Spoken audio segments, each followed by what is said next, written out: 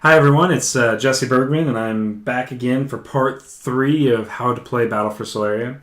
In this video, we're going to go ahead and break down some of the cards that you'll find in the game and talk a little bit about the cost symbols and the different symbols on the cards and what kinds of cards they are and a little bit about how they can operate. I'll dive further into that as we get later on in gameplay as well and talk a little bit more about it. But for now, I've just gone ahead and grabbed Cynthia cards. The Jotun would have these same cards as well, just in different color blue. The Jotun are always going to be in blue. And we got a Mercenary as well on top here, which is the kind of grayish green. So there's no difference in that side other than just the faction color helps identify the factions for gameplay. Alright, so there are 4 kinds of cards in Battle for Solaria.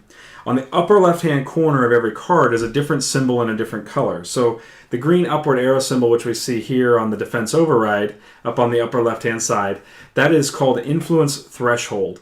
We'll get into how Influence Threshold works later in the Learn to Play series, but you'll also find that same symbol on condition cards.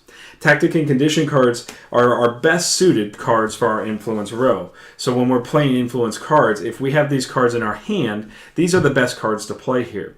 We'll explain that more during the influence step sequence of the Learn to Play, but just for the sake of understanding, just know this. Condition cards are always number 1 to play into our influence row. Tactic cards are always number 2. And then if we don't have either of these 2 cards in our hand, we can use either a combatant or a sight, depending upon the situation. What's best there is all circumstantial. Alright, now influence cards, or cards that make influence, allow us to build sights. And sights have the purple influence symbol on them. So when you look at a sight, you'll see this purple, round purple symbol on the upper left-hand corner. The number next to these symbols indicates how much of that resource we have to have in order to play this. So in the case of the satellite network facility here, we actually need 7 influence to play it, which means it's going to come in later in the game, and it's going to be able to be put out into play out into the sight zone. We'll talk about that during the sight phase video. The sight itself may have some special abilities, and then up on the upper right-hand corner, you'll see there's a blue solarium generation icon. So in the upper right-hand corner of every card, you'll find a blue solarium symbol for generation. That tells us how much solarium that card will make for us during our solarium phase when we're calculating our solarium. So in the case of the satellite network facility, this site will generate 1 solarium for us. On the bottom left of a site, you'll have the attack value and the defense value. The defense value is how much damage an opponent has to do to the site in a single turn to eliminate it from play, and the attack value is how much damage the site will return back. It represents the garrison of forces that are just stationed there by default to protect the site. Typically, sites on their own are not very offensive. They have some attack value, and that attack value can definitely assist in making things difficult for an attacking force, but they don't necessarily have the power to eliminate an entire attacking force. That's where we need to be able to play our combatants. And our combatants are going to do all of the heavy lifting of attacking and defending our opponent's sites and defending our sites. Combatants have the same Solarium Starburst symbol, but in yellow instead of blue. And this is how much Solarium we have to make to be able to put this combatant into play. Now, we'll talk about how to play combatants and everything like that in a later video called the combatant phase. But just for the sake of understanding, that influence will make our sights, sights will make our combatants. Now, combatants have their own attack and defense value. I can never attack my opponent's combatants directly. I can only attack my opponent's sites. So the only way combatants interact and damage in the game is when combatants defend. Now, some combatants, like the Hecaton Warhulk here, actually have a Solarium maintenance. And that means that when I add up all my Solarium and I subtract this amount, if I don't have at least 0 or greater than 0 Solarium, I'm actually going to lose this guy to the cost it takes to keep him in play. So because of that, the Warhulk is an excellent unit, but you have to be careful to make sure you always make enough Solarium to cover his costs. And of course, that's a strategy your opponent can use to eliminate combatants from play as well. So now that we've kind of got the basic understanding of the 4 types of cards, I want to talk a little bit about what the tactic and condition cards are and what differentiates them. All right, so condition cards, we'll start there. Condition cards are ongoing conditions. They change the condition of the battlefield for the remainder of the game. As long as this card remains in play, it does something for us.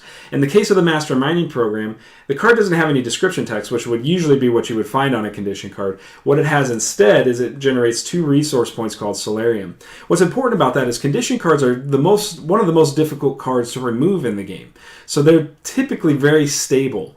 And because of that, Master Mining has a construction cost, if you see here on the bottom of it, its construction cost is 3 construction costs. So therefore, the player playing the Cynthian here with a Master Mining Program is dedicating 3 of his 90 points for each copy of Master Mining Program that he puts into his deck. That's important because that's how we actually control and balance the game through the 90-point construction system. Now, we'll talk a little bit about Threshold and how to play that as we get later into the Learn to Play videos and we talk about the command windows. So for now, don't worry too much about Threshold. Tactic cards. One other thing, I apologize here. Condition cards have to be played from our influence row to function ongoing. They can be played from our hand, but when they're played from our hand, they're only going to do their effect for the turn that I played them because they're going to resolve to my damage pile or the discard pile. So if I play a condition card like Master Mining Program from my hand and I play it at the appropriate time, I do get 2 solarium for the turn. However, the Master Mining Program resolves to the damage pile, and I don't get any solarium from it any longer. Whereas if I reveal it and from my influence row, and I play it as an influence card, this will now, every single solarium phase, provide 2 resource points in the form of solarium. So it's very important to understand this is why conditions need to be played into the influence row first. They are imperative. Now, tactic cards, on the other hand, can be played either from the influence row, or they can be played from my hand. And when they're played from my hand, they resolve to the damage pile. Now, tactic cards do powerful one-time effects. They end at the end of the turn. So in the end phase of the turn, anything that they were providing for you as an advantage over your opponent dissipates. And so in the case of the Defense Override, it says all sites controlled by opponent get a -0, -2 until the end of the turn. So Defense Override has a threshold of 3, and it has a construction cost of 1. So all of that comes into play. But it does offer the ability to weaken my opponent's sites when I'm dealing damage to them to help eliminate sites easier. Now, if I play a Defense Override from my influence row, the Defense Override will remain in my influence row, but it's now a spent tactic card. And so all it's doing from this point forward is providing an influence point. We'll get into influence and playing influence and basically talking about how influence affects the battlefield in a future video, but just know that tactic and condition cards with that green upward arrow symbol are best suited to be my influence cards. Alright guys, that's it for understanding the 4 kinds of cards in the game. The Mercenary cards, by the way, they're these ones that say Mercenary on the top. They come in the kind of grayish green hue. Those cards can be used by either battle commander in faction construction and deck construction. So there's definitely opportunity to change up your strategy and drastically improve some of your faction's weaknesses by using these Mercenary cards. And these will typically come in the form of tactics, but not always. So the new expansion pack that just recently funded has got a number of Mercenary Combatants, which definitely gives a lot of deck building opportunity for both a Jotun or Cynthian player. That pretty much covers this video. I appreciate it. We'll talk to you on the next one. Thanks.